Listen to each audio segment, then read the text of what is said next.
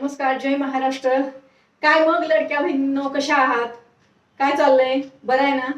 फार टेन्शन आलं असेल ना. आता बऱ्याच महिलांचे फॉर्म अपात्र झाले, 1,500 रुपये बंद झाले, बरोबर ना? बऱ्याच महिलांचं वय 65 झालं म्हणून हप्ता बंद झाला. ताई खूप टेन्शन आलंय हो, आमचा बीपी वाढतोय, काहीतरी करा ना. बऱ्याच महिलांची केवायसी झाली नाही, ताई आमची केवायसी झाली नाही म्हणून हप्ता मिळत नाही. या सगळ्या विषयावर व्हिडिओ शेअर केले. आत्ताचा जो व्हिडिओ आहे माझा हा खूप महत्वाचा आहे.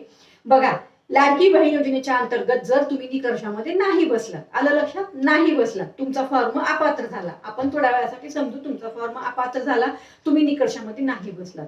अहो, आपल्या लाडकी बहीण योजनेचा हप्ता नाही मिळत म्हणून टेन्शन कशाला घेताय?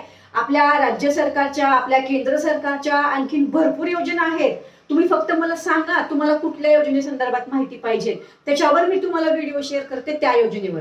आता ह्याच्यामध्ये आमच्या ज्या महिलांचं 65 वय झालं आता, त्या महिलांसाठी सुद्धा आहेत की योजना वेगवेगळ्या राज्य सरकारच्या आणि केंद्र सरकारच्या. एवढं कशाला टेन्शन घेताय? अक्षरशः महिलांचे मेसेज आहे, ताई बीपी वाढलाय आमचा, काय करावं सांगा तुम्ही, आमचा लाभ कसं चालू होईल.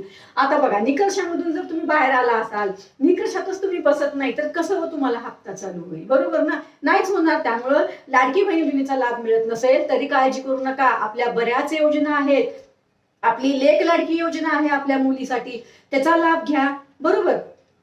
आपली क्रांती ज्योती सावित्रीबाई फुले बाल संगोपन योजना आहे आपल्या मुलांसाठी. जर तुम्ही एकल असाल तर त्याचा लाभ घ्या, बरोबर. अशा कितीतरी योजना आहेत आपल्यासाठी. आपली स्वनिधी योजना आहे, त्याच्यावर माहिती देऊ का सांगा? तिथे विना तारण कर्ज मिळतं, तिथे सुद्धा आपल्याला स्वनिधी योजनेचं सुद्धा. तुम्ही फक्त कमेंट करा तुम्हाला कुठल्या योजनेवर व्हिडिओ पाहिजे, पण तुमचा बीपी वाढवू नका. मला एक सांगा, एकतर हप्ता बंद झाला, त्यात तुमचा बीपी वाढला तर दवाखान्याचा खर्च वाढणार नाही का? म्हणजे हप्ता तर मिळत नाही लाडकी बहीण योजनेचा, पण परत तुमच्या जवळचे पैसे दवाखान्यात घालणार का बीपी वाढवून? कशाला बीपी वाढवताय? कशाला टेन्शन घेताय? दुसऱ्या कुठल्या तरी योजनेचा लाभ घ्या, तुम्हाला दुसऱ्या कुठल्याही योजनेचा लाभ मिळेल ना.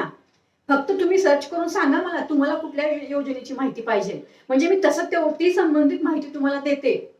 आलं लक्षात? त्यामुळे काळजी करू नका, कुठेही टेन्शन घेऊ नका, बीपी वाढवू नका. बीपी वाढून तुम्हालाच त्रास होणार आहे. कुणाला त्रास होणार आहे? तुम्ही काही निकषामध्ये बसणार आहात तुमचा बीपी वाढल्यावर, बरोबर? नाहीच बसणार, बरोबर. आता जर तुम्ही इन्कम टॅक्स भरत होतात किंवा इन्कम टॅक्स तुम्ही भरला होता, तर आपण इन्कम टॅक्स भरला म्हणजे विषय संपला ना. तिथे तुमचं नाव तिथे डायरेक्ट लिस्टला दिसणार आहे, तुम्ही इन्कम टॅक्स भरला. त्यामुळे आता आपण काही करू शकत नाही, पण दुसऱ्या योजनेचा कुठलाही लाभ घ्या ना. आपली संजय गांधी निराधार योजना विसरली सांगायला, त्याचा लाभ घ्या.